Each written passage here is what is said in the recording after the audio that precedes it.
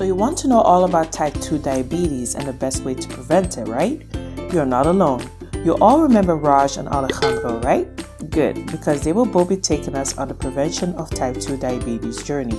I have diabetes, now what? Not to worry, Raj will take us through the first steps. A first diagnosis of type 2 diabetes is sure to take you on an emotional roller coaster ride. It is completely natural to feel low after your diagnosis. Emotions may run sky high as you face the reality of future complications like heart disease, kidney failure, and vision-related problems, all while you grieve for lost health. Diabetes can be a tough condition to accept, so feelings of anger, shock, resentment, betrayal, shame, and denial are completely normal.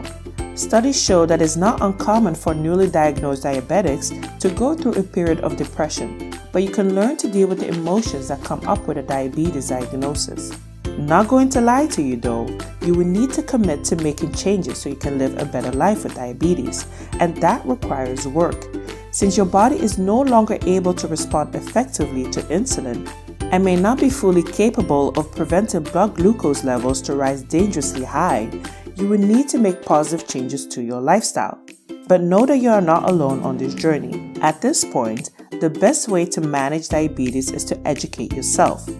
Arm yourself with all the necessary knowledge so you can begin making positive changes in life. Alejandro will take us through a brief mechanism of type 2 diabetes. You should see sugar and insulin as a delicate dance. Sugar is a necessary evil. It is needed for energy production in the body.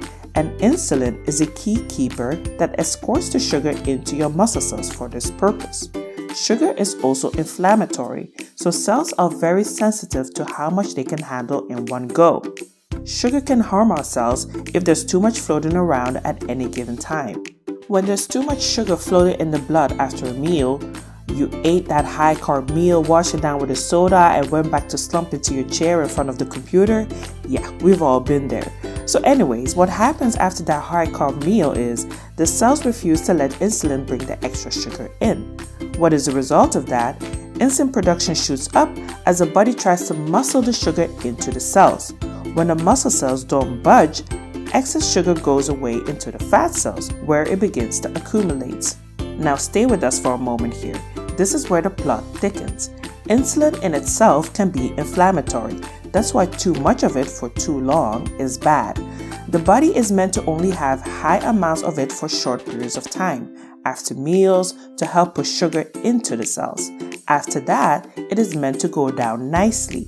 For reasons not yet clear to scientists, the fat cells don't like insulin much either, and in their insulin-irritated state, they tend to have a nasty reaction to infections. So when we catch an infection, we all get the sniffles once in a while, or worse, the stage is set for the perfect storm. The already irritated fat cells react badly to the infection, causing a disproportionate inflammatory immune reaction. And in this state, when insulin comes along every successive day, carrying more sugar to be stored, the fat cells freak out. They begin to stay inflamed like someone was stoking the fire all day long. Too much sugar equals too much insulin, which equals constant low-grade inflammation, which equals diabetes in the long run. Now multiply this number of times you do the things that also feed inflammation in the body. Eating processed foods with tons of simple sugars, drinking more than you should, staying stressed, not exercising, not sleeping well, taking inflammatory prescription meds. Yeah, you get the idea. You keep stoking the fire until you have full-blown diabetes. And now you get full-blown symptoms of diabetes, such as feeling tired all day because no sugar in the cells means no energy production, and you're feeling thirsty all the time because water is squeezed out of the cell to keep the corrosive sugar diluted in your blood, so you need more water. What's more, none of your delicate organs like blood oversaturated with sugar, so you may develop eye problems, heart problems, and tingling burning sensations in your arms and feet because fine nerves are injured by high blood sugar too. These are the various complicated effects of type 2 diabetes. When you spike your blood sugar levels several times a day, every day, it is exactly like taking sandpaper to the inside of your delicate blood vessels, says Dr. Dwight Lundell, a world-renowned heart surgeon. So how to put out the fire? Wang Chuk will guide us through this step. The treatment plan for type 2 diabetes will vary based on your particular test results on how resistant your body is to insulin. Your doctor may recommend making lifestyle changes to improve your diet and get regular exercise, or you may be prescribed oral medication or insulin injections to control your blood sugar levels. The kind of treatment you receive will depend primarily on how early your condition is diagnosed.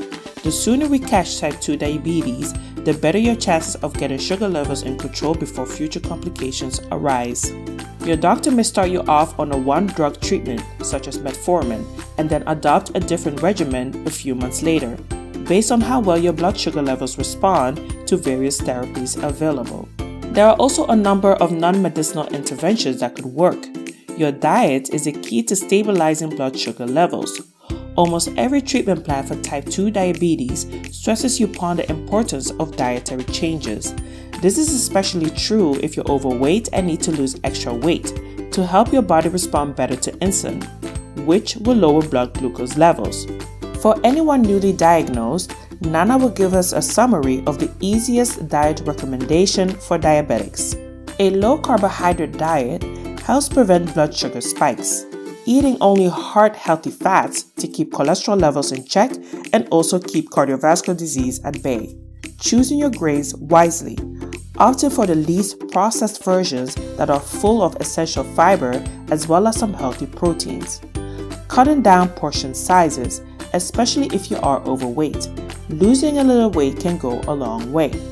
Including more fresh vegetables and some low-sugar fruit like avocados and unripe bananas into your diet. Substituting soda with unsweetened low-carb beverages such as sparkling water can be a great thirst quencher. Maintain a food diary so you can identify foods that can affect your blood sugar levels negatively. This can be critical because not everyone reacts to the same foods in the same way. Most diabetics are also advised to include simple physical activity into their everyday routine. Not only will exercise help lose unwanted weight, research shows that it also has a positive effect on blood sugar levels. The best diabetic exercise plan is one which is easy to accommodate into your daily routine.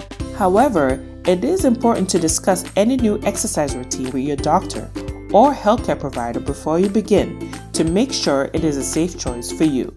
As we have reached the end of this video, Guus has some last remarks for us. If you were aware of the early symptoms of type 2 diabetes and were able to catch it before it developed into a full-blown disease, it is very much possible to completely reverse the condition with improved diet and lifestyle choices. And trust us when we say this, it is easier than it sounds. By cutting out all sugar in your diet, eating healthy foods that don't cause your blood sugar to spike, exercising regularly to keep weight in check to burn off excess accumulated fat, you too can reverse diabetes. And if you missed out on the other episodes concerning nutrition, obesity, and hypertension, then do check those out as well because there's some interesting information that you just might like. Until then, I'll see you in the next episode.